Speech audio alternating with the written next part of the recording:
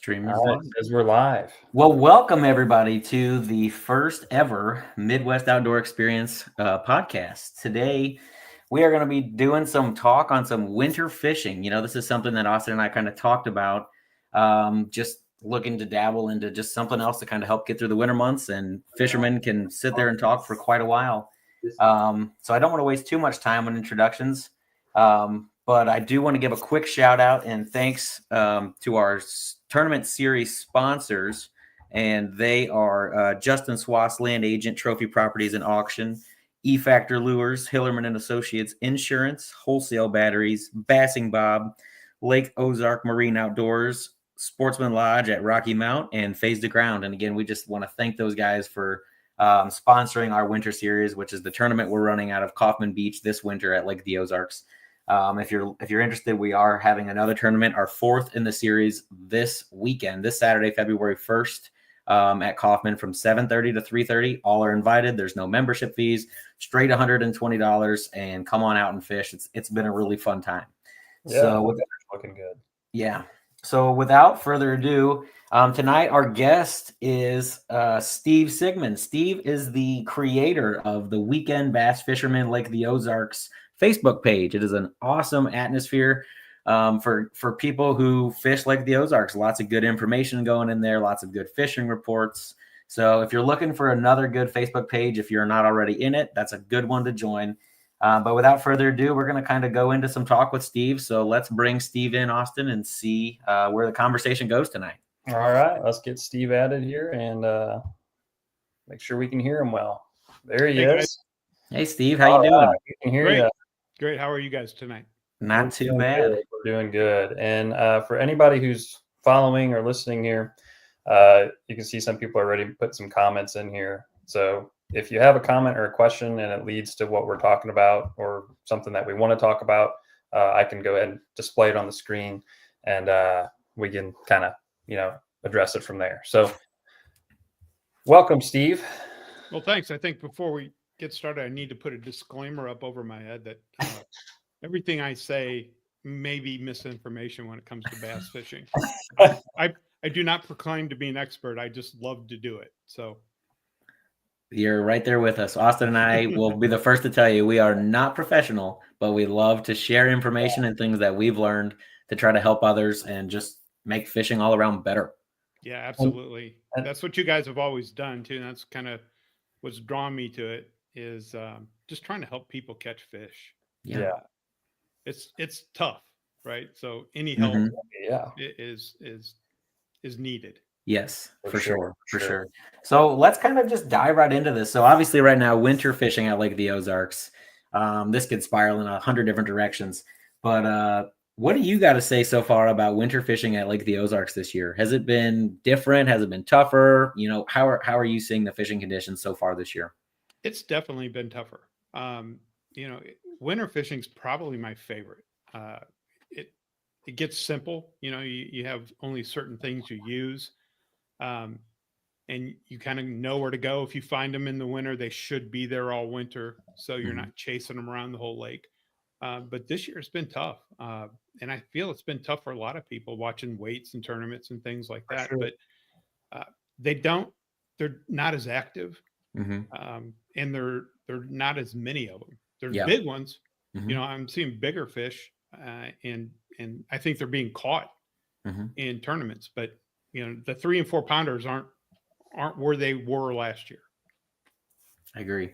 I got to ask, is there any outlier factor that you think is making a big difference? Do you think the abundance of shad, do you think the tournament pressure, a little bit of combination of things, do you feel like any one outweighs more than the other on kind of why this year is kind of been a just different setback, or is it just a fluke year?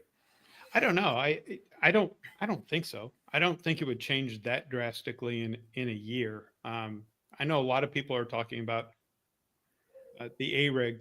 They're getting used to the A-rig. I think there is some truth to that. I definitely agree with that.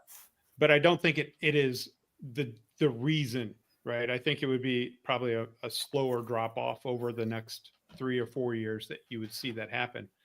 But no, I can't put my finger on it. It didn't get cold very fast this year.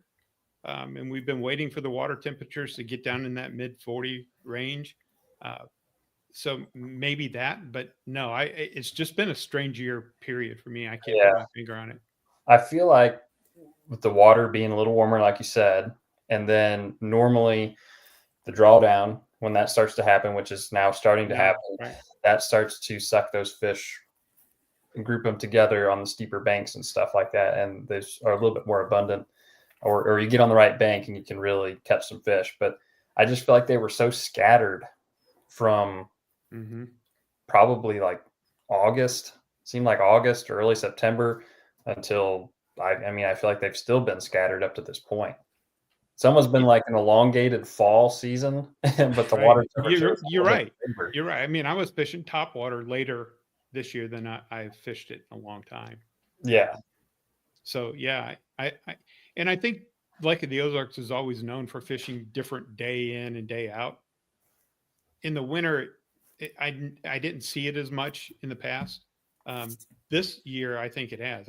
I've found good fish like before your tournaments. I go out and find them, feel like I know where they're at, and I go back the next day and they're gone, which is a little, I'm not used to that in the winter. Yeah, usually once you locate them, they're there. But I don't know. Maybe as this drawdown happens, they'll kind of stick around in their areas a little bit longer. That's what I'm hoping. Yeah. That's what I'm hoping for too. We can all just cross our fingers because it's been rough. If anybody's seen any of our content, it's been rough for us. That's for sure. Yeah. But like I said, I think it is for everybody. Yeah. Except for the few hammers on this lake that always know where they're at. Yeah. There's definitely a few hammers that just have something figured out, and it's like all of us would be like, I would do anything to figure anything out. That's right. Yeah. And when I fished Saturday, I was like, I would do anything for a drum to bite. I was looking for a bite that bad. So far, even I know this is crappie and not bass, but so far the crappie have been way different than they have in the last couple of years for this time of year as well. They've not been. We found a couple that have been out in the guts, schooled up, open water, but not like years past. So something's off, but I just don't know what it is. So I'm not a crappie fisherman, but your last tournament, I really noticed that the crappie had moved out from under the docks. So I saw a lot more in the open. Right. I guess that's what you're talking about. You're not seeing as many. Not nearly as many, and it's been a lot later too that they've just started to move out. I think last year they were definitely moved out in the open by pretty much the end of December, beginning of January. Yeah. And the year prior, they were out mid-December. And Austin, you said you're going to make a crappie fisherman out of me yet, so I will. Definitely. You're going to get hooked. I've got one crappie rod. That's all you need. That's all you need, really. That's all you need. Well, anyways, Steve, you said something about the A-rig, and so let's do a little dive on the A-rig. Sure. What's your setup? What kind of rod do you run? Line do you have on your rod? And what kind of A-rig do you like, if you mind sharing? Sure. Rod wise, I like anything over a 7-foot, medium heavy, fast action. Personally, I go with like a 7.6 so I can throw it a little farther.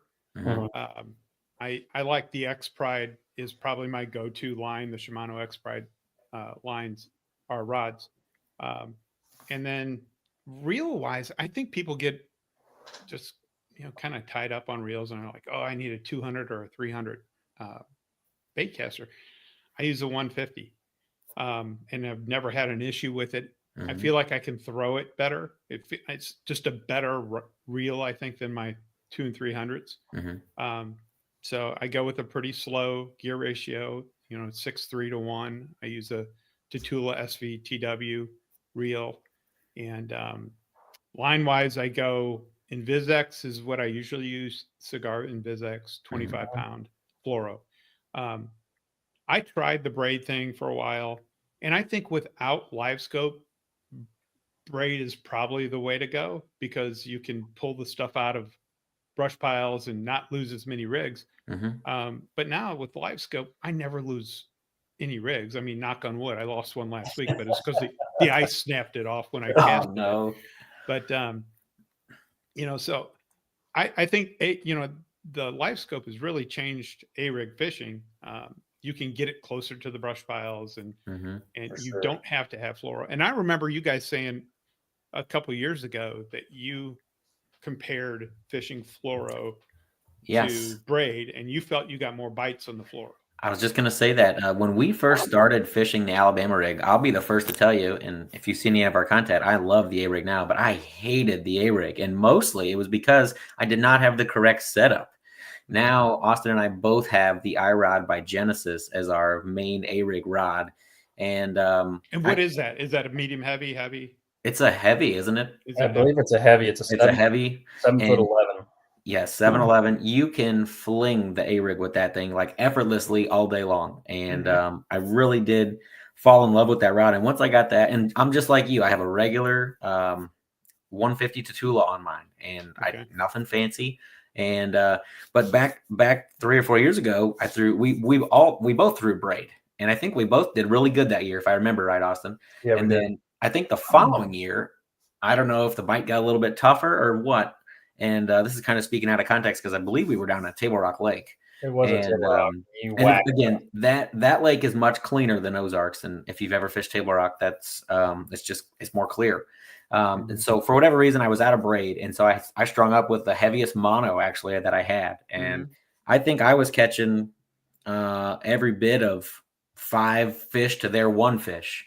And we're like, well, maybe there's something to it. And finally we kind of converted and we were doing good. And just me and Austin always have like the running joke of just kind of now, since the years have gone past, we've caught less and less and less and less. Yeah, it seems to be getting tougher and tougher every year to get the fish to commit. Like you were saying earlier, is you didn't think that there was much of a downfall in the lake. Like, and I think there's some truth to that, because when you throw the A-rig, it's such a powerful drawing bait. It's really a good breakdown bait, because you can throw it over something and it'll tell you if fish are there, because you have so many fish will come out and follow it or come out of brush or whatever. But it does seem to have lost some of its effectiveness. So let me ask you this: when you come up to a brush pile that you're expecting to see bass in, will you throw a jerk bait at it or a minnow before you throw the A-rig? I'm almost always A-rig first, unless I've determined through the day that like they're not biting the A-rig well, because I think for whatever reason on a lot of these piles and areas, like it's like that first cast is your best chance of getting a good fish in there to bite. And I still think the A-rig is your best chance of getting that big bite. I agree, and I do the same thing. But you hear so many people talk about pulling fish out of a pile or pulling them off structure that if they don't bite, it takes them a minute to get set back up. It does. But I do the same thing you do. I throw the A-rig at it first. Yeah. But I do think talking about that, like if you have 2 people side by side, or you're both fishing in a boat, say a team tournament, and you're fishing, just say brush, and you have somebody throwing an A-rig, I don't know if it's in my head or what, but I'm 100% like that. That's messing with the jerkbait bite. Like, I think that you want the jerkbait to be ahead, because you get so many fish that come up and look at it. But with the A-rig, they'll come up and look at it, and it just pulls them away, and then like they don't pay attention to the jerkbait. So and I kind of think the opposite. See, and I was gonna intervene, Austin. I was talking to another buddy, and he told me that they do the same thing: A-rig on the front, jerkbait in the back. And he says he can't tell you how many times the guy in the back with the jerkbait will pick up that fish. And I just feel like I never get it. I'm with you. I feel like we never get it, but I hear other people talking like, "Oh yeah, that's how we do it." It's like if I pick up an A-rig and then throw the jerkbait, I never catch them. But if I start with the jerkbait, it seems like I can catch some fish doing that. But I know I've told you guys this story, but I like fishing with Jack Ucks a lot. I mean, he's taught me so much about fishing that I can't even go into it. But it was in your tournament last year. I had an A-rig and I threw it at a brush pile, and he threw a jig and minnow right behind it. Hover rig, Demiki, I don't know what you call it. Somebody called it a dangle rig today, I heard. So I don't know what it is. And I pulled a big 4.5 out, and he was slow following. You could tell he was not going to eat the A-rig. And Jack brought that minnow up right next to him, and man, he just mauled it. Man. So I think there's some truth to that, and I've seen some guys do it with jerk baits too. But Yeah. not enough to know, Right. which way it would go. I mean, it actually makes sense. You draw them out with, kind of the bigger, flashier bait, and then you kind of go in and finesse them. It's almost like, I don't know, in the spring, because that happened to us, and at least I think we were together, Austin, in one of the bashes. I think I was throwing top water, and he smoked the buzzbait, missed it. I should say she smoked the buzzbait and missed it. Went back to her bed. I went back in with a lizard. Yeah. We were just about to give up, and I was like, "Just give me one more cast." And sure enough, she bit that cast, and that was a money fish. So it's kind of the same process, but winter style. Maybe it's fishing's getting so hard you have to work as a team to catch a fish now. Draw one out and then sneak one in behind it. Yep, they'll never see what's coming. What you just said there about throwing multiple times at a fish. I was watching a Ben Milliken video last week, and he did a video where it was uncut, and it showed the whole 2.5 hours. And to me, that's what I want to see. I want to see how that's happening, not just catching fish. And the thing that surprised me, and he was throwing the jig and minnow, was he would throw one time at the fish. Now they were suspended. There were some in brush piles, but if they didn't bite it, he moved on. That's not me, right? I mean, I'll throw at him as long as I can see him. Right. Like, when I know I need to leave, and I won't. You guys throw multiple times at fish and structure? Yes. Absolutely. I almost always throw multiple times. I'll throw multiple times, multiple baits, multiple times, wasting even more time. I think that's the play, though, right? I mean, if Sure. you don't like it the first one, I think the rule would be pick up something else and throw at that fish. Where I'm right. too lazy to do that. I think maybe like Milliken or somebody, or it could be anybody though. If they get real dialed in on like, this is the profile, this is the color, I think, whatever they're going to bite. I think that tactic is just strictly covering water, because otherwise you can mill around all day or waste a lot of time trying to get maybe fish that are not as active to bite.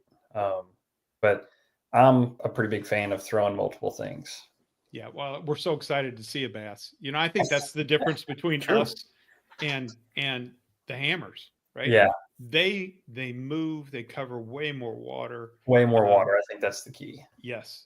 And where I get so dialed in and focused, and I'm like, oh, I know there's fish here, and I know I can catch that fish, where I probably shouldn't be fishing for him. Right. There's definitely some truth to that. Absolutely. I got another question before I go down another rabbit hole, but Steve, kind of talk me through what A-rig do you like? Do you have one specifically that you like? And with that, do you have a specific head or even for your dummies, what do you use for that? So, and I don't want it to be my favorite one. I have it sitting right here. This is the Flash Mom Junior. Everybody has it and seen it. I would love for like the Hog Farmer, because it's beefier. It looks better to me. It's got a built-in swivel in the nose. It's built better. It is, right? I mean, this is junk. I mean, I'll break it before I lose it. Right. But I will tell you, it catches more fish than like the Hog Farmer.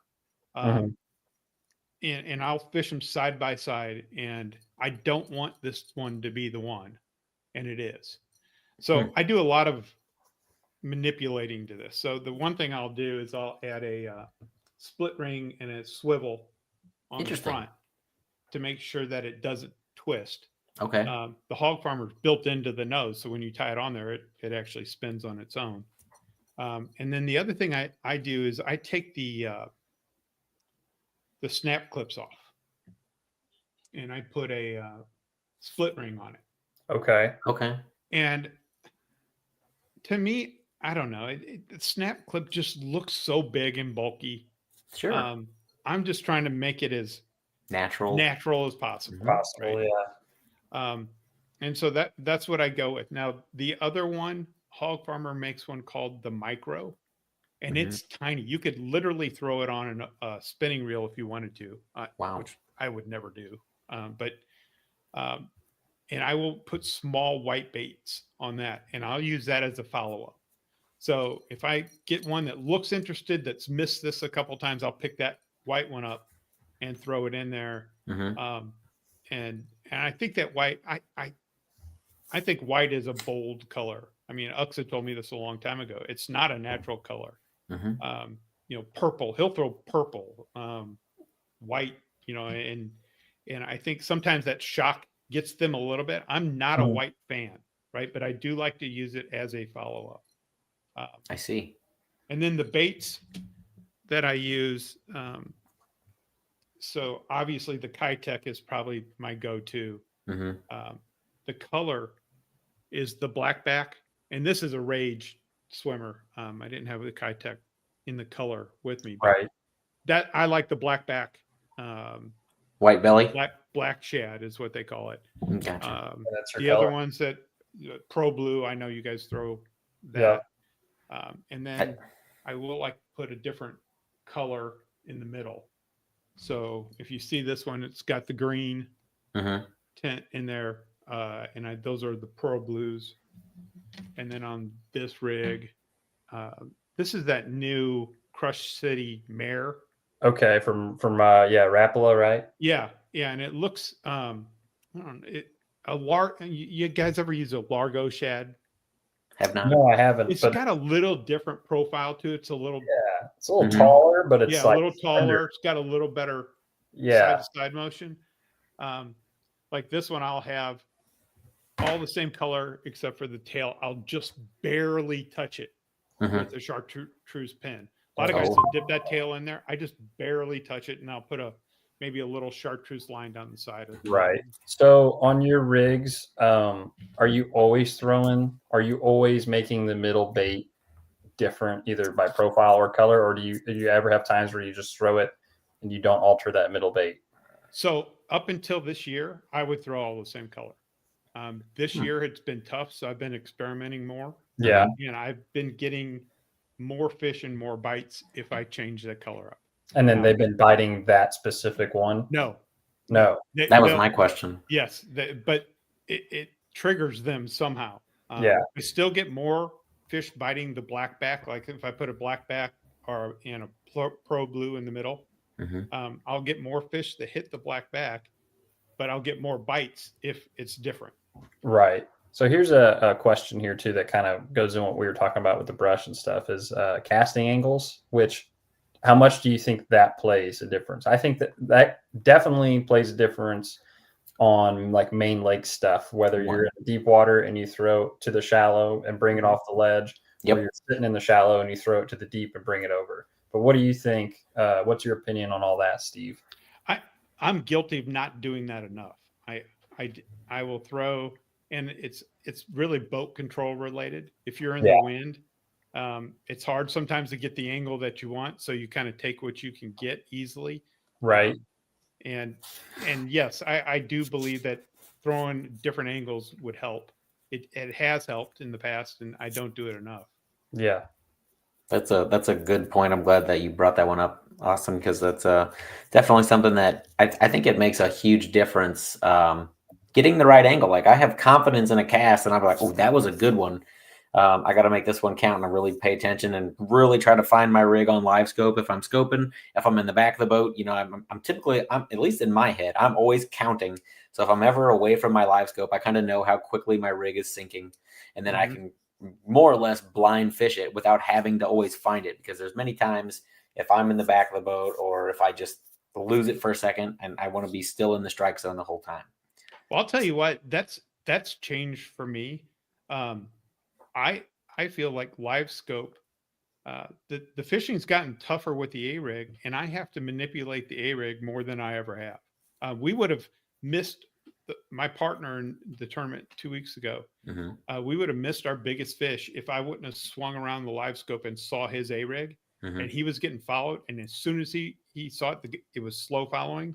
He stopped it, paused it, and jerked it, and bam, he hit it. We would have never caught that fish if we didn't see it on live scope. Wow. So are you guys doing that a lot with the fish that are following? Like, are you trying to alter in some way, shape, or form, whether it's a quick reel, a stop, and then a jerk, or or letting it fall all the way to the bottom type thing when these fish are following to try It and depends on the type of follow. If you get the slow follow, absolutely. I'm Mhm. jerking it. I'm doing everything I can to get that fish fired up. right. If he comes out with some purpose and really nose up, if he comes out nose up, I'm just going to keep cranking, right? Not changing what you're doing, yeah. Yeah.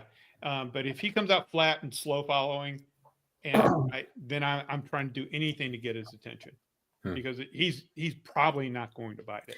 What's the number one thing that you feel like gets you more bites? Is it the stop and start real fast? Is it kind of like a real quick jerk? What do you feel is best for you whenever you got a follower, just like you described? Last year was definitely the jerk. It was, I mean, I was fishing it so aggressive last year at times that it didn't feel like an A rig. This year it's not. It's kind of a quicker reel, right? And that triggers them, and you can do that blind easily. Right. You don't need light scope, and I would strongly recommend somebody just don't crank it slow. Give it a quick reel and or jerk. But yeah, I think it changes, and it's probably day to day. How they're reacting. You can see real quick with live scope if they're aggressive or are moving or they're slow and lethargic. I think it changed by the hour on not this last tournament, but the one before. We had ended up in the back of a creek and had some fish over some brush. And I don't know if we caught one or not, Nathan, real slow. We had a lot of action followers, just you did, I think. But then if I'm recalling the same time, we went up a little bit further up on the secondary point, and we had just made an observation where one of us said something about, well, maybe they want it a little faster. Maybe they're tired of this real slow presentation. And we went back to back, and right away we're like, oh my gosh, maybe we just figured this out. And then back to nothing. Yeah, no, it was back to nothing. But it was like that specific area and pile. It was like you had to burn it like fast. Yes. Or else you weren't getting a bite. I made the same adjustment. And how I do it is I just put heavier heads on it, right? So I can reel it faster and keep it down. And the depth zone, yeah. What size heads do you run up to? What do you normally run on your rigs? So instead of color, I'm more focused on profile, right? So I want 3A rigs on my deck. I want a big one where I'm throwing like a 4.8, a 4.3. On that one, I'll have a quarter ounce in the middle and 3/8, 2 3/8 heads, getting heavier, get it down there, get it moving.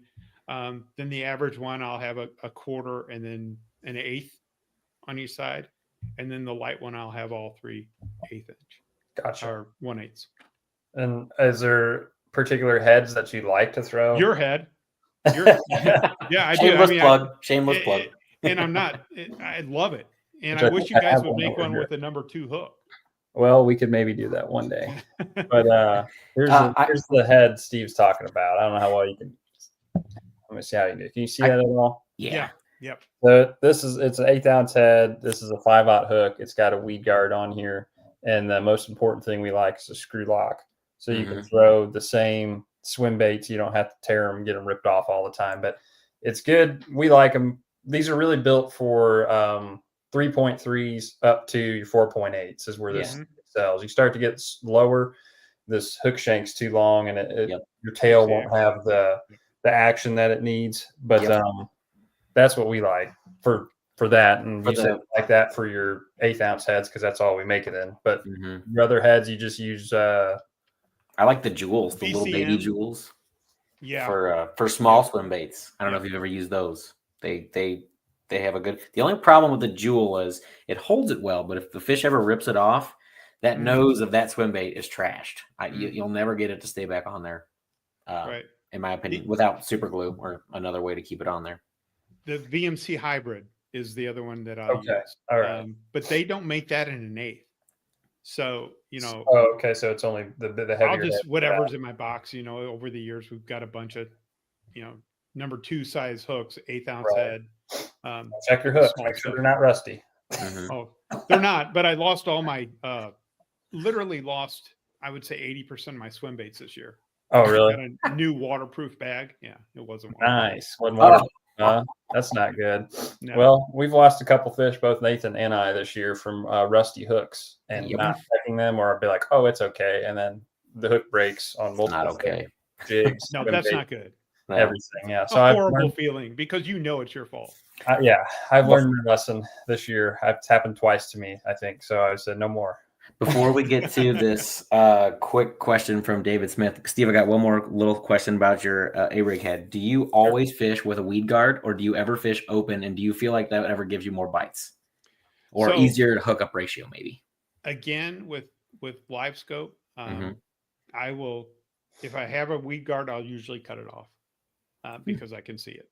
Which Gotcha. is also And why we with like. yours, I've actually, with your new one, because it has the single, I'll cut Mhm. it a little short and I'll use it kind of as a keeper on the top. Yeah, Oh. that's the benefit of the wire one too. It's easy to cut off if you don't want it. Yep. Yeah. Yeah. So, but let's get to David Smith's question here. It says, what do you guys think about the back of major creeks during this ice off? If you can get to it and it's deep enough and steep enough with the water dropping, I think if you get on any flat areas back there that's not attached to deep water, I think there'll be no fish there. But as long as you have deep water access and you can get your boat there, yeah. If there's brush back there and you're in what 10, 15 foot and deeper, yeah, I think it's worth looking at. And that leads me into another question. So he's talking ice off, whatever, you got ice shelves, usually going to end up having some sort of shad kill when you have that, which I know Nathan experienced some of that this weekend. What's your thoughts on that, fishing around the shad kill? If you're in an area, say you go back in one creek and it's just abundant with dead or dying shad everywhere, and you go to another creek that's maybe got a little bit of shad kill, but not nearly as much, but you can still see there's shad in the area. Are you more comfortable fishing one of those versus the other? Yeah, I'd probably go to the one with less of a kill. To me personally, I don't have enough experience like comparing the two. If it's a spot I want to fish and there's a shad kill, I'll fish it. Right. I know fishing with Jack, he doesn't like shad kills, and I hope I don't get that wrong, but from what I remember, he doesn't like it. So, I mean, I would, if I saw it and there was no bites, I'd get out of there pretty quick. Right. I see. So I got another kind of a hole to go down. So, are there any outlying conditions that make you choose an A-rig before a stick bait? Is it just simply the fact that you just liked A-rig more, or are you like, you see this bank and you got some big chunk rock and it's January and you're like, ooh, maybe I should try the stick bait first? What comes to mind whenever you think of conditions of kind of throwing the A-rig? So I guess in the winter, if I'm going out, the A-rig is the first thing on my mind, right? That's the thing that I want to work. I feel I can cover more water faster, Sure. and I think it catches bigger fish. But there was a Friday before one of your tournaments where I couldn't catch a fish on an A-rig, and I was jerking them into the boat with the jerk bait. And so, you have to be willing to go the other route. As soon as you see it, there's so many times where I go out with a plan, and as I'm driving there, I'll see a place and I'm like, oh, that plan's gone. I'm going to go fish. So, I have the plan to go out and fish with an A-rig. But that could change it. I can make 2 casts and I'm like, oh, that should have looked better than that. Yeah. And then I'll pick something up like a jerk bait and throw it in right after it. Gotcha. How much? I got to say, I was talking with Austin, I don't know, a little while ago. I feel like this year more than ever, at least during tournaments, we have failed miserably at paying attention to like generation in the lake, water flowing through the dam. And I think in the past we've felt like, I mean, I think there's science behind it too. But obviously, the more generation, the more fish are going to kind of come out to points and feed. Do you really pay attention to that come when you're fishing, or are you just kind of running your routes, hitting your spots? Depending on time of year, if it's late spring, early summer, it's all about generation. I have the app on my phone. There's times where I won't fish, and somebody will text me and say, they did just open the dam, and I can get to my favorite current spot with like 15 minutes from my couch. So I'm gone, right? That's As soon as I good. hear they open the dam, I'm gone. I had 2 or 3 seasons where that was such a big player. The last 2 years, it hasn't been. They haven't run as much water. And I Right. think that's been an issue. And I think, and this is just my guess, and I'm not professing to know anything here, but I do think that affects and sets up the fishing for the rest of the year. Oh, It 100%. just seems like it's different. Mhm. Yeah. They're not running water in June. Fishing's different the rest of the year. It takes them a lot longer, it seems like, to get the fish pushed out on the main Yes. lake style. And it seems like just not as many even go out there if they're Mhm. not pulling hard. But if it's a year where they've got Bagnall and Truman's high and they've got Oh. Truman open too, it's lights out. I don't know. Was it 21 where they ran the dam almost every day all the way through August? And Yeah, that fight never went away. I think it was. Let me think. I think it was 21 or 22. Yeah. And it was the best fishing I've ever had on this lake from June, early 1st of June that year, all the way through August, where it was big, big fish every time you went out. I mean, Yeah. it was phenomenal. And that's a lot of fun. It definitely is. makes it fun. Yeah. Yeah. Well, kind of another conditions question. What's your favorite? Do you like a good overcast? Do you like a little weather going on, a bright sunny sky? When is your favorite time to throw an A-rig, weather condition wise? I cloudy, a little bit of wind, and I think that's just in general. How much right? wind is too much wind for you? How much can you stand? That's the real question. We talked to you guys before you went out. Was it last time? Which is the best story ever. You guys just stopped bass fishing and went crappie fishing. We had to salvage our souls. You said you were going to try to find the wind. Our plan was the opposite that day. We were going to get out of the wind, and I was fishing with Randy Kroll, who's got so much experience in this lake, and he believes really windy days in the winter will drive the fish away. And so, and we did okay. I mean, we got a limit and finished 5th, I think. And so I kind of defer to that. Usually, I'm looking for, I wouldn't say as much wind. I just want that ripple, right? I just want the surface to break up a little bit to hide that bait a little bit more, For sure. And if you're slow moving something, you definitely want that. For sure. A lot of time to look at that thing. So, something else I kind of want to talk about or bring up with you is using your electronics and not just, we'll start off with not just live scope here for a second. Sure. How much do you like to use side scan? And I'll kind of tie it into this. So when you're looking for an area, say you've got a plan to go fish, and I don't know if you prefer to pre-scout and pick out your spots and kind of have an A, B, and C that you're going to go fish and check, or if you kind of just wait until the day of, look at the conditions, and then kind of think if there's anything that you like or you see something on the map. So say you find a nice channel swing or something that butts up on a secondary point. Are you going in there and side scanning some of these areas and looking for shad to see if the shad are there, if they're further back in the creek, if they're more towards the mouth? Is that making you stop there? Or if, say, you're idling by and you don't see any shad, are you just abandoning that area? Or how do you go about kind of picking your starting spots or your plan? Right. That's a definite weakness in my game is reading side scan and doing that more often.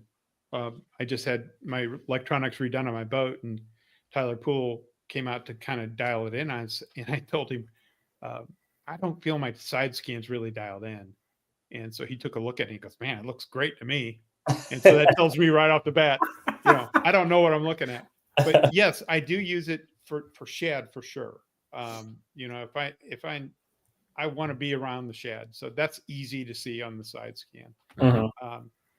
What I'm not good at is finding bass on side scan, and a Well, lot of people do they're it. hard to see It's hard, on and side scan. They are. it's happened one time for me. I was actually fishing in a cove, and I was done. I was pulling out, had side skin on, and I saw bass under the stock. And I pulled out a glide bait of all baits and caught like 4 4-pounders.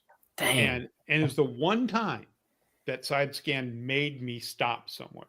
I'm Right. always looking, but it made me stop on a specific spot. So, that's one of the things this year. I got 360 on my boat. Right now I have that off. I don't even turn it on. But I'm going to dedicate some time this year to getting better at side scanning. Yeah. And using 360. I will say at Ozarks in general, side scan is a little harder to see bass on the bottom, relating to the bottom as compared to other places.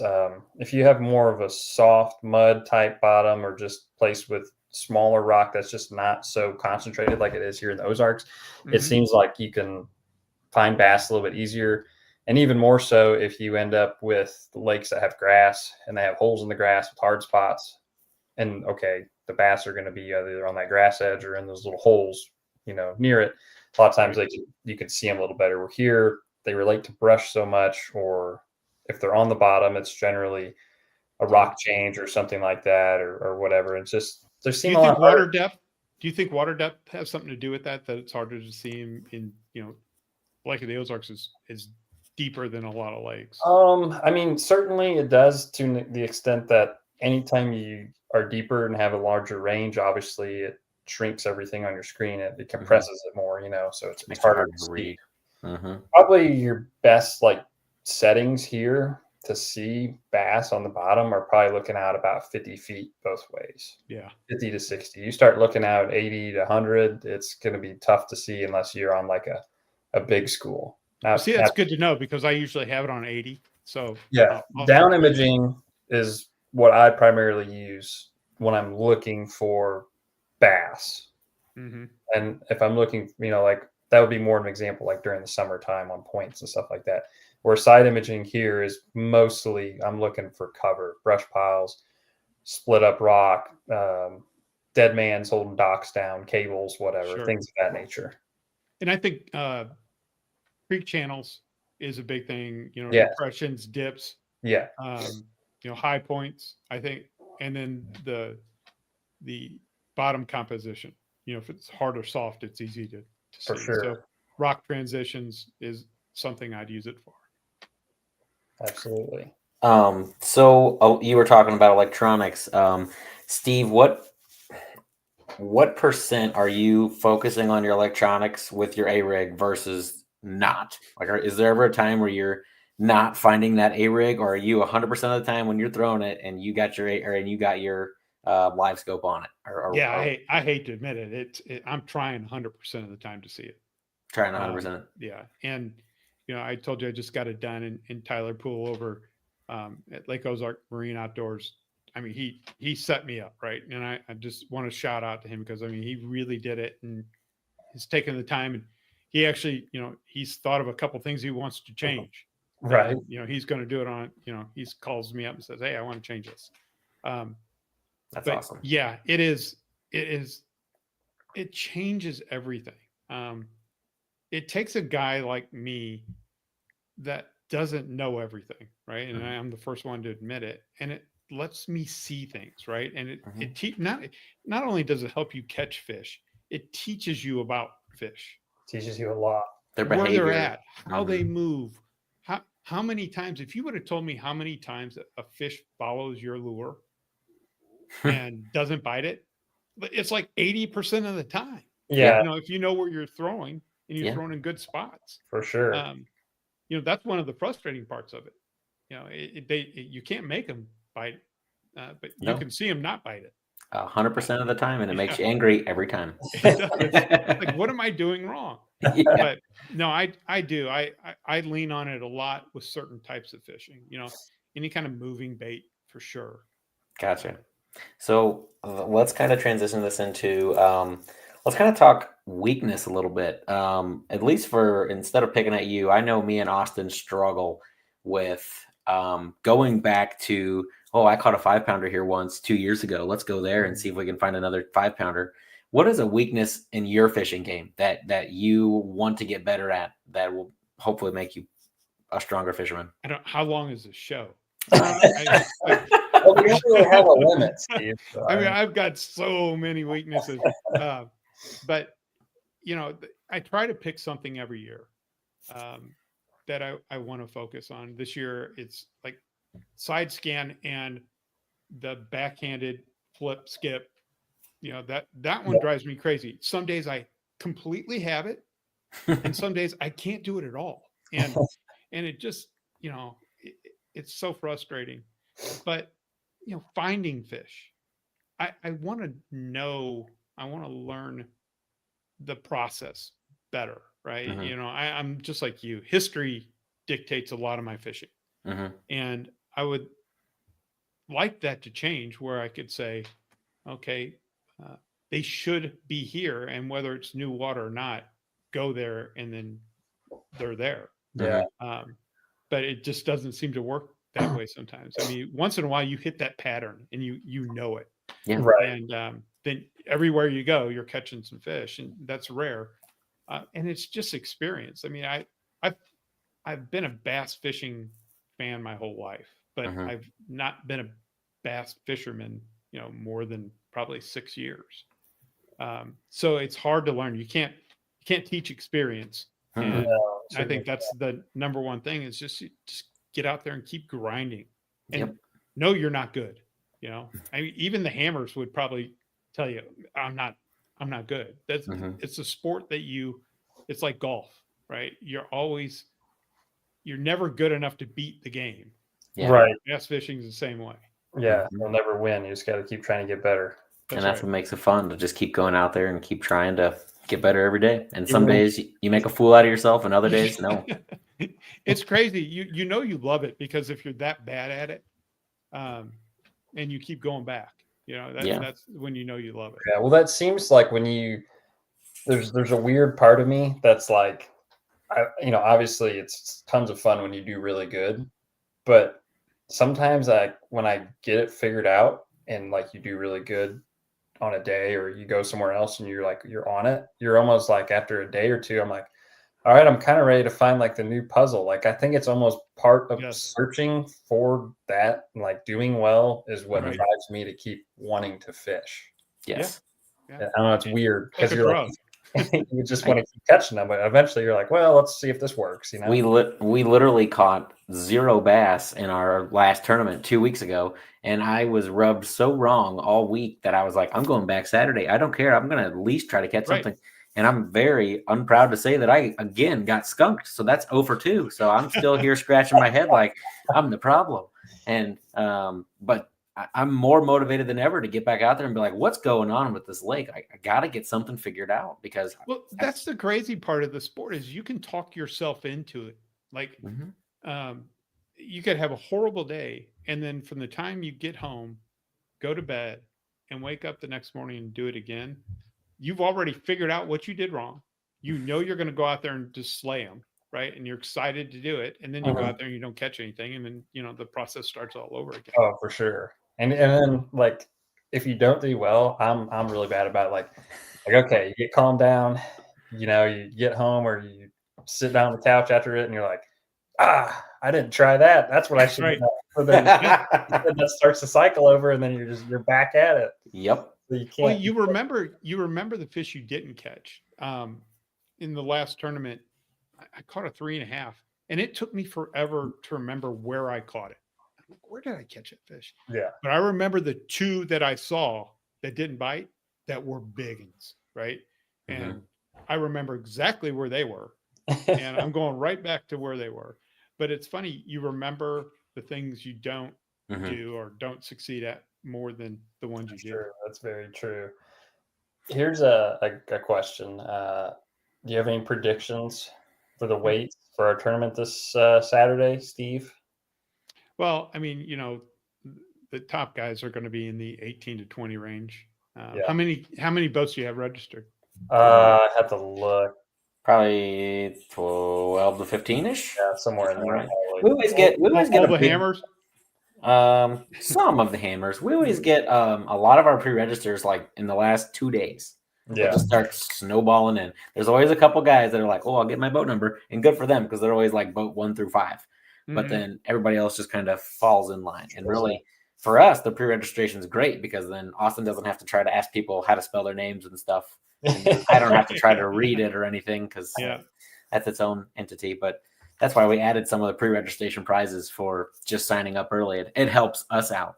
Right. I make it better. Yes. But yeah, anything over 12 pounds, that's probably going to get something. It I seems would like say 12 and a half. It depends if it's as tough as it was this past weekend for everybody at the Basket Bob tournament because 9 pounds got paid. Yeah. And that was 55 boats. It's 9 more pounds than I would crazy. catch. That's crazy.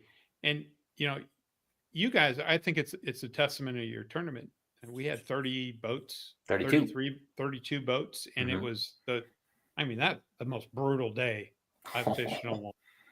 I mean, I fished colder, but not that cold all the time. Yeah. It was cold from the time we left to the time we got in. And windy. And we fished in the wind. We're dumb. My boat was I just got all the new stuff on it, got a new trolling motor. I'm literally banging on it with a hammer trying to get ice off it the first time I take it out. Yep. So, I didn't feel real good about that. But that was a tough day. Yeah. I personally think if I had to make a prediction, I was pretty close last time. But with what I saw Saturday and like you guys said about the Bass and Bob weights, I'm going to say 18. 18 wins it and 11 gets paid. That's my prediction. I think because we're gonna have. I don't know if anybody's been paying attention, but it's supposed to be pretty warm this weekend. Yeah, I think somebody's gonna get 20. Hitting 20. Okay, well, we'll just see how this ages. We'll be able to. Like Tyler Williams rolls in there and gets 23 by himself. Yeah, he's out. He should be on the road. Yeah, he should be like near Florida by now. He said that was the only one he was gonna make. So man, I'll tell you what, that was something to see. Yeah. Tim's has got a question saying, how superstitious are you guys when it comes to fishing? Do you have anything, Steve, or not? Like bananas? No, nothing like that. I used to be. Well, I don't know. I still might be bananas. Really? I don't know. It's been the thing. People are like, bananas, can't have that in my boat or whatever. And then like, I used to be kind of like, oh, that was like, people said it was bad luck. But then I started packing bananas and I was fishing well. And I'm like, this is dumb. Like, I think that's just another excuse for people to be like, oh, I didn't catch him because he brought the banana in the boat. Yeah, I'm not superstitious in that way. I guess more bait and color wise that it's more self-doubt than it is superstition. I try to do something different and I can't, like for 2 casts, I'm like, I can't do that. I've never used this color. I don't know if it's going to work. I'm going back to green pumpkin. I think that's confidence. And you're right. Yes. I think that's half of fishing too, is confidence. I agree. Easily. Like, well, you and I fish brush hogs, right? Yes. If everything has gone bad, right? Except in the middle of the winter, it's the only time that I wouldn't do it. But if everything goes bad, I'm picking up a brush hog. Yeah, and I'm going to find a dock. Yeah, that's right. And it's going to be watermelon candy. And I'm not sure I own a brush hog that's not watermelon candy. Because I know I won't fish it. Yeah. Really? Not even like a straight black for contrast? No. Watermelon candy. But that's funny because we fished, when was that, in September, Steve? Mm-hmm. We fished the local 148 tournament together, and we pretty much flipped brush hogs all day. And he threw the watermelon candy, and I threw pretty much the only color I have, which is green pumpkin. And I almost always dye the tails chartreuse because I'm imitating a bluegill. Right. And I think we about went hand in hand, like had the same number of fish pretty much. So it didn't seem to really matter. No. But it's funny. That's just confidence. That's right. Yeah. Confidence is... And it's so weird because it really equates to fish. I mean, if you feel good about the bait you're throwing, you're going to catch some fish. Yeah, Yes, because you're going to stick with it. I find myself like I've been terrible this year, bad in the past, but extra bad this year because the fishing's been harder. But at least for me. But I mean, I'll throw a jerk bait for 10 minutes, and I'll be like, do I have the wrong color? Do I have the wrong profile? Do I need to let this thing sink a little slower, a little faster? My confidence just goes out the window because the variables are endless, and I'm constantly in my head picking. Oh, nope, nope, and then I just go back to my A rig. Which Yeah, that's right. leads us to another thing we can talk about is the jerk baits. But first, somebody had a comment figuring out what section of the lake to focus on is half of the battle, and I think there is some truth to that. But I personally am very bad about fishing not much of the lake anymore because Right. my boat is on a lift up by the dam. So anywhere I have to run, I can really only run west. So I had to run, and then I got to run all the way back. I Right. wish I was a little more or a little more centered. I could go east or west. I'm a little better than you. I'm at the 9.5. So for me, it's really PB2 to the dam. Yeah. And Which I mean, That's a big area. it is, and it's a good area. And Mhm. and I think, listen, at the end of the day, if you're wondering where to go, Big Creek Arm. Yeah. Okay. Just go find the biggest creek arm that's close to you.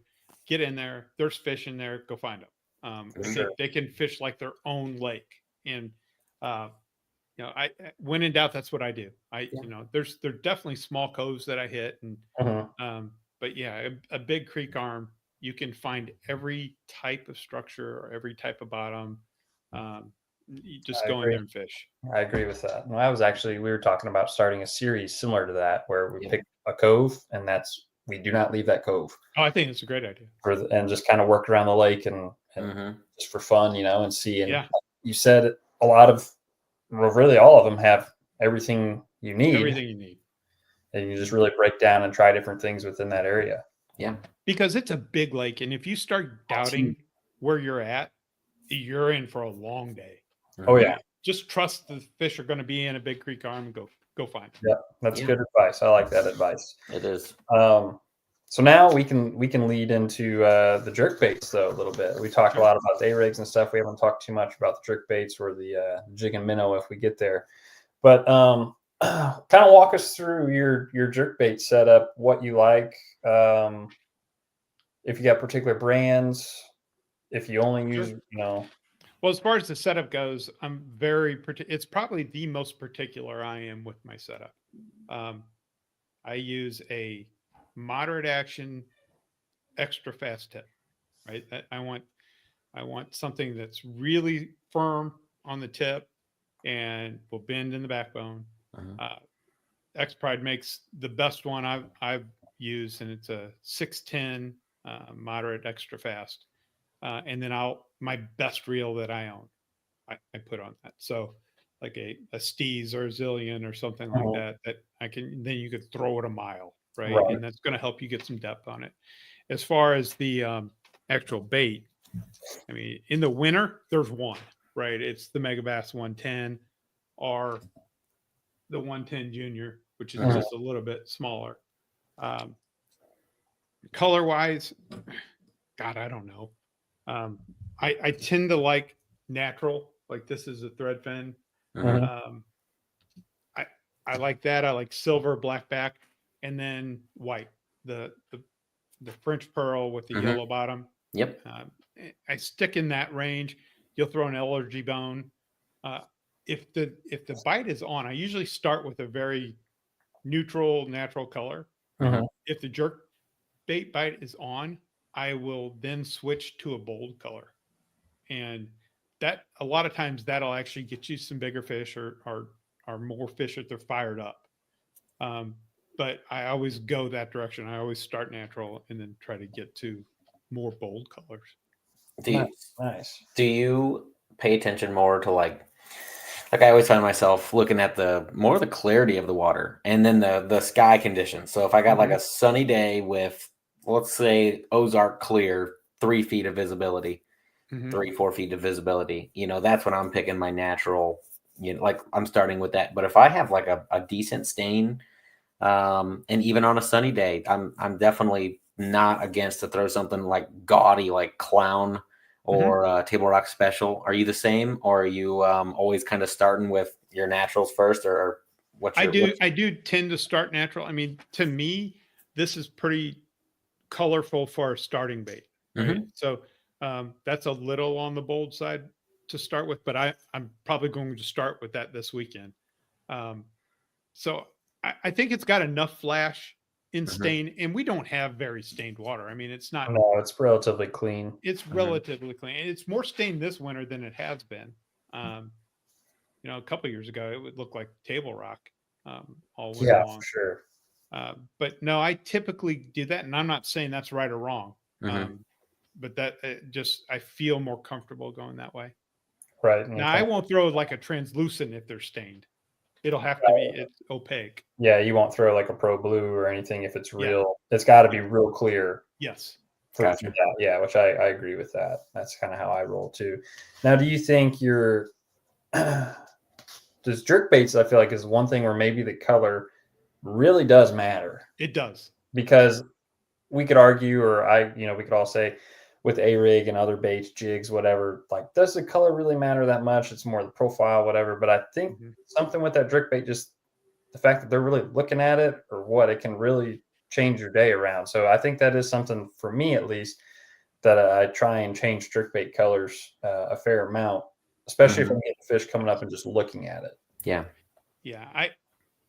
When I go out in the winter, I'll have three rods with A-rigs. I'll usually have 4 rigged up on jerk baits, and then I'll have 3 on a jig and minnow, and then 2 jig rods that I hope I never have to pull out. Man, you got a lot of rods on the deck.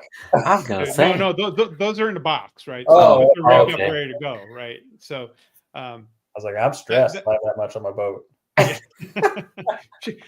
Man, in the middle of the summer, I could have, God only knows, I could have 35 rods in the boat. That's another thing I'm working on this year, is trying to get the tackle up. But no, I like having that so I don't have to tie them on or take the time. You know, you put a loop knot in it. I do, at least.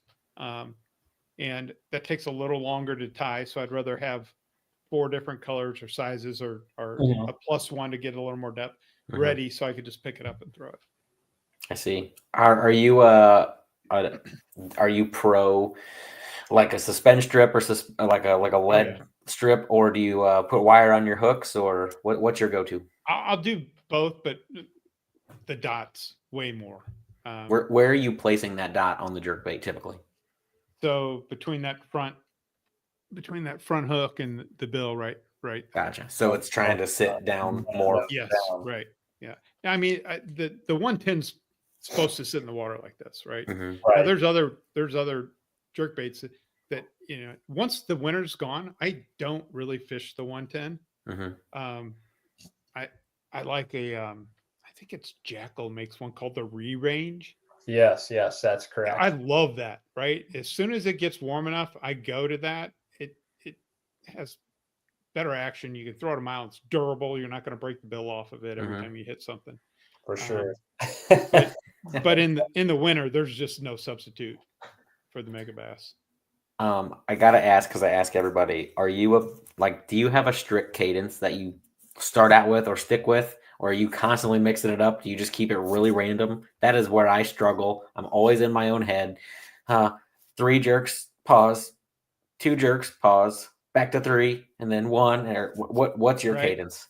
Again, it changes during the season, but in the winter, it's pretty random. Pretty random. I am not the let it sit for 20-second guy. I mean, if I let it sit for 5 to 7, that's a long time for me. Yeah. What I've really worked hard at is smaller motions in the winter, right? So where I'm real aggressive, or late fall with it, or early spring, where I'm still getting a good jerk on it, but not near as big. I'm not covering as much water. I'm trying to keep it in that one spot. So I think I work more on that. Austin, I love throwing a spook. Oh yeah. So that is very natural for me to change that cadence up and slow it down and speed it up. For sure. Now, when you're jerkbait fishing, most people now are looking at it on live scope, Yeah. especially if you're working it over a piece of cover, brush pile, or something like that, or even off a channel bank, something steeper. Say you are getting fish coming up to look at it and they're not necessarily biting, and you've changed your colors or whatever. You've kind of gone through the mill of trying to figure out what it is. What are you trying to do when that fish is coming up to your bait? Are you doing anything specific with it? Are you just trying to dead stick it and not move it and see if that gets them to commit to it? Are you doing gentle twitches? Or are you getting real aggressive with it, trying to get that fish to react? Yes. Right. I'll try Yes. everything and it's all wrong. Right. Right there with you. They come up and you literally will try everything because it happens so often that they're coming up and not biting. Personally, I haven't found the thing that works. We were just talking about that 7-pounder I caught by your house, Austin. It was on a jerk bait. That was dead stick. It just sat there over the brush pile, and she came up, and I'm like, okay, what am I going to do? I didn't do anything, and she ate it. To me, that's rare. I don't get that bite on live scope, although you feel like you get it because a lot of times you don't feel it until you jerk it again. So you think it had to have hit it while it was sitting still, but no, I'll try to jerk it away from them. I'll try to just twitch it. I'll try to leave it. Man, it's tough to figure out. It is one of the toughest things. What do you guys do with it?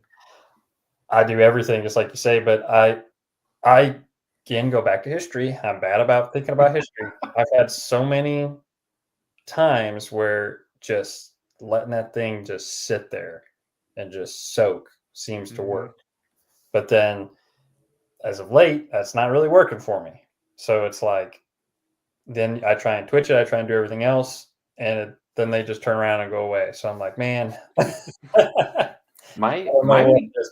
I'm very guilty of, I've got a lot of jerk baits. I'm very guilty of not having these smaller ones though. I've got a lot of that's a deal. I'll tell you, I think this junior is the deal. I've caught more on them this year than on the regular 110. I think there's something to it for sure. I mean, it makes sense, especially if you got that smaller forage, in the fall, winter time leading up into it. It just makes sense. You're matching the size of a lot of the fish. Yeah, feeding on. I personally struggle, kind of like you said, Steve, with the waiting. If I have to wait 5 to 7 seconds, I literally have to count to 7 out loud slowly, or my mind will wander, and I'll be like, "Oh, let's jerk again. Yeah, let's go again." I struggle, and that's why I'm such a big A-rig person in moving baits. I feel like I have no problem covering water, but then when I'm doing bed, I'm asking myself constantly, well, should I have slowed down? Should I have kind of picked that bank apart a little bit more?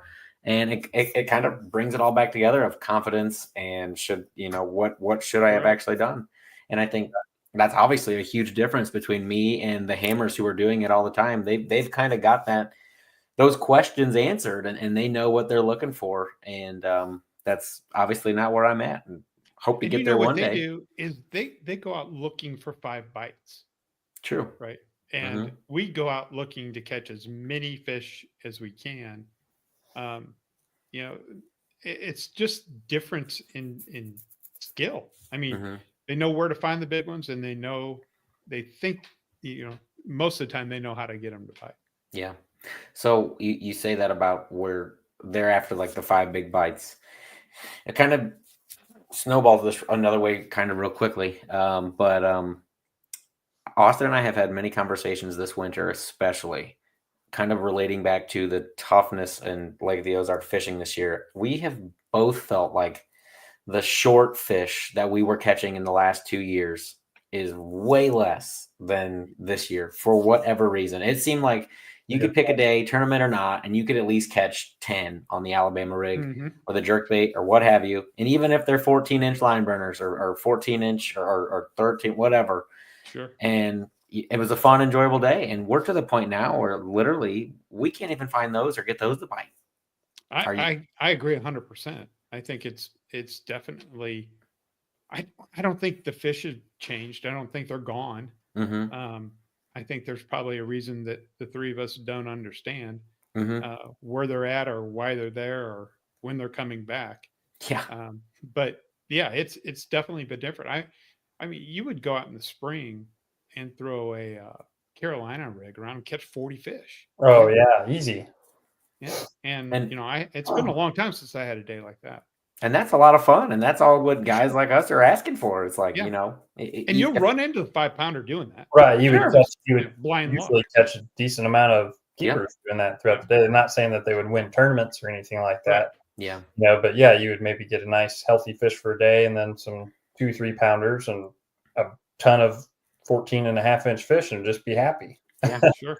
It's a fun time. That's right. Man. That's right. But yeah, well, we're coming up on the 1 hour and 10-minute mark, so we Okay. should probably get ready to wrap this thing up. And real quickly before we do, Steve, we want to give you an opportunity to, like I said, you are the creator of the Weekend Bass Fisherman Lake of the Ozarks Facebook page. Tell us a little bit about that page real quick. Sure. It is that. It's the Weekend Bass Fisherman. It's for really the people that aren't the tournament guys that just want to go out and catch more fish. Mm-hmm. That's why I started it. You know, when I got into bass fishing, I didn't have a whole lot of buddies that were into it. Jack Uxa, thank God, you know, he taught me a lot, and even to this day, I feel like I can call him and get some information from him. You know, I just want people to learn something. You know, it's amazing how many messages I'll get on Messenger. Mm-hmm. Hey, I'm really struggling. What do you think? And I'll tell you anything, right? I'm not that tournament guy. My only rule is if I learn something from someone else, I do not share that, right? And I never share spots. When I say never, I mean my friends. If they need a spot or two, I'll definitely give it to them. Mm-hmm. But I will tell you as much as I can as far as what to look for, what bait, what color. I try to do that on the page. If you send me a message and tell me where you're fishing, I'll do my best to help you out. And then there's a bunch of guys on that page that kind of pick that up too. Yeah, there's no other reason than just a community of guys that enjoy fishing to go somewhere and share. And that's awesome, and that's exactly what Austin and I goal is, to just spread information, because obviously we struggle too, and everybody just wants to have a lot of fun and get outdoors and enjoy creation. But one thing I want to do, then I told you guys a little bit about this, is I want to start filming more myself, like you guys do, and I want to start a series where somebody will come, use my boat, use my rods, use my tackle, and fish a technique. And we can do an interview while we're doing that. You know, get on the water for 2 hours or something like that. Yeah. So you guys are definitely number one on that list. So when we get, you know, I got my Lake Fork trip coming up in March. You've got your last tournament in March, which I'll be at too. But after that, I want to get you guys hooked up, and then we'll get out there. Maybe you do the jig and minnow and make sure we catch no fish. Sounds good. And we can all learn that together. Which that's right. Yes. Last question was, does Steve have a YouTube? So maybe in the future, the answer will be, and if you get one or whatever, if you know, when that time comes, if that's what you do, we will definitely promote you. Absolutely. Appreciate it. Listen, you guys are the best. You guys are the best. I love your tournament. Love everything you do. Love your A-Reg head for sure. So yeah, I appreciate you guys having me on, and you know, when you become the next Joe Rogan, I'll be the answer to the worst trivia question ever. I was the first guest on it. We've got a ways to go, I think. And we appreciate it. We really do appreciate it, Steve. You're an easy guy to talk to, and as most fishermen know, fishermen can talk for hours and just keep circling and circling. Getting started. This is one little snippet of a season of a technique. We could talk for hours. I guarantee you, if anybody's still watching, Steve will be back at some point again. Oh, great. He's a easy guy to talk to and has tons of information. So, Well, I look forward to seeing who you guys have on, and I'll be watching all of them. Awesome. So again, just real quick, we just want to remind everybody that this Saturday at Kaufman Beach, from 7:30 to 3:30, we are having our 4th tournament in the Midwest Outdoor Experience Winter Series. It's been a lot of fun. Registration will start at 6 a.m. the morning of the tournament, or you can pre-register online at www.midwestoutdoorexperience.com. It should take you right to there. You just type in your name, another angler if you have it, hit submit, and you'll still pay at the ramp tournament morning. But we are starting to get some pre-registers coming in, and we are excited for Saturday. Austin's got a screen pulled up here to kind of show how easy it is to get to. Go to the website. You can go to the top here and click pre-registration, and then scroll down here just a little bit, and you select your tournament date. So 2/1 spits out all the times, the address. You put in your information, and you click submit, and that basically sends it to us, and it makes paperwork easier in the morning, reserves your boat number, and you're eligible to win pre-registration prizes. Yes. Which is Tackle Warehouse gift cards and some rod socks. So it's a And win-win. If you're going to, it's a great tournament. Please pre-register. It just makes sense for everybody. Yeah, it's been a lot of fun. But well, let's put a bow on this one. And Steve, again, we just want to give thank you for coming on and talking with us. So we'll see you guys Friday or Saturday. Yeah, we'll see you Saturday. And just one last reminder, Austin and I are trying to do one of these a month. So sometime in February, we'll have some more out on our Facebook page about another guest, and we'll dive into another topic and see how this goes from here. So we hope everybody's enjoyed, and we hope to see everybody Saturday. Yep. Take care. All right. Yeah. Good luck on the water, everybody. Yep. Good luck.